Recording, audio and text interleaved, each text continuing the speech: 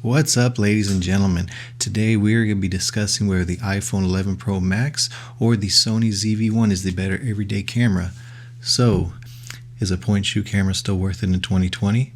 Stay tuned, we're going to find out.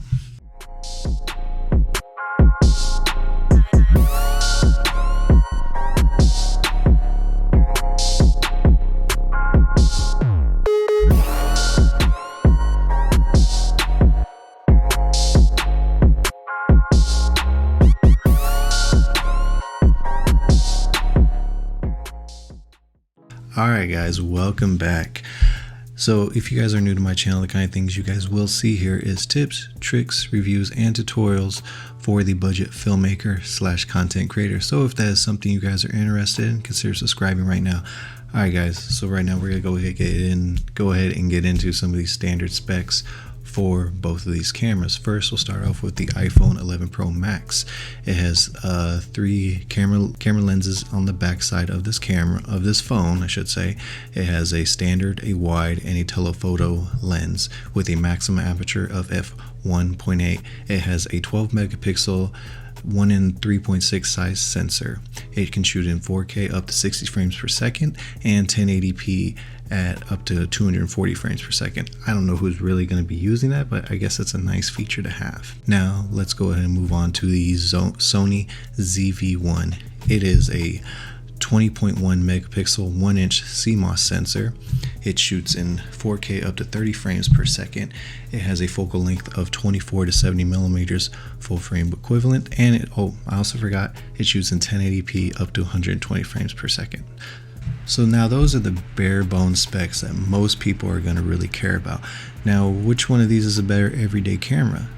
To me, in my opinion, it depends. And what I mean by that, it depends on what kind of shooter you are.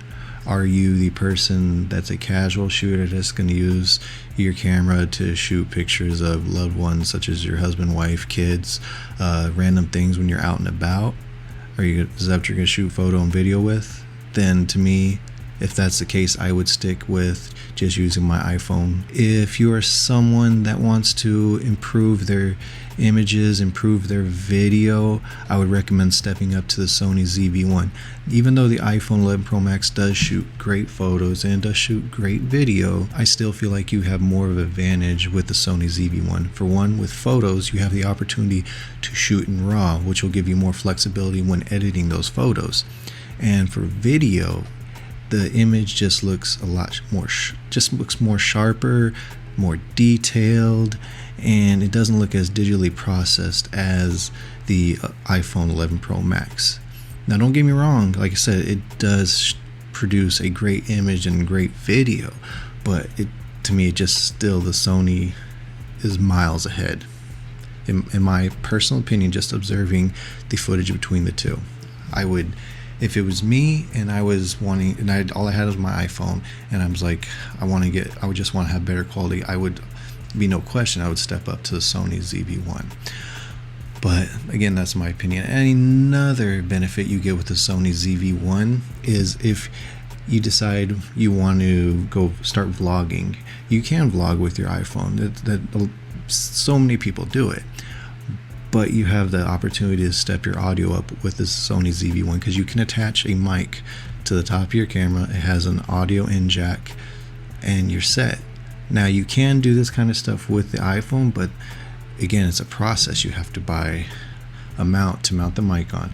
You have to buy a mic jack adapter to be able to even plug it in. You can also go the wireless route or a lav mic, but it just seems like it's more efficient if you go with the Sony ZV-1 if you're wanting to improve your audio. But again, those are my main reasons why I think the Sony ZV-1 is better if that's the route you want to choose.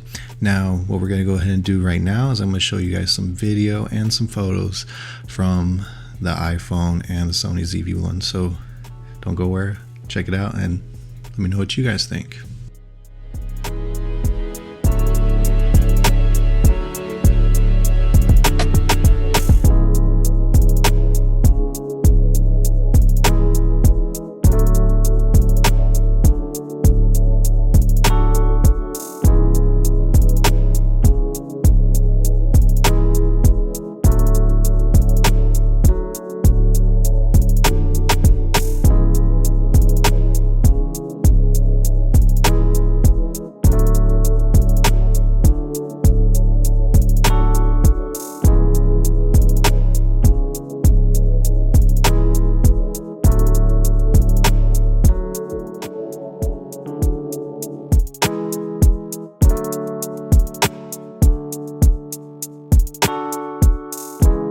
Alright guys, welcome back. So you got to see some of the footage and Photoshop between both these cameras. And again, just by my eye, I still think the Sony ZV-1 looks better. Again, not knocking the iPhone. It does produce a great image and video, but again, I've already said it a few times, the Sony ZV-1 in my opinion wins. But at the end of the day, I don't feel like you could go wrong with either one of these as your everyday camera. It really just comes down to what kind of shooter you are. So you have to make that decision. Are you gonna be someone that just always pulls out their iPhone or smartphone and shoots pictures and video and all that?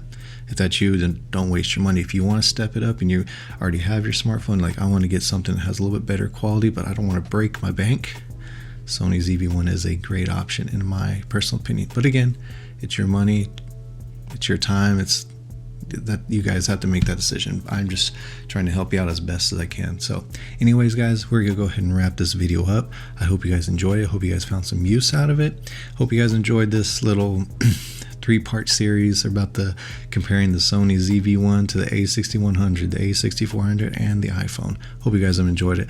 Definitely think I want to do these things a little bit more often, but we'll have to wait and see. Alright guys, well anyways, if you're not already subscribed, like I said earlier, please hit that subscribe button. If there's anything you guys want to see, leave a comment, let me know. Again, hit that like button, hit that subscribe button, leave me a comment, and we'll see you guys at the next video. You guys have a good one.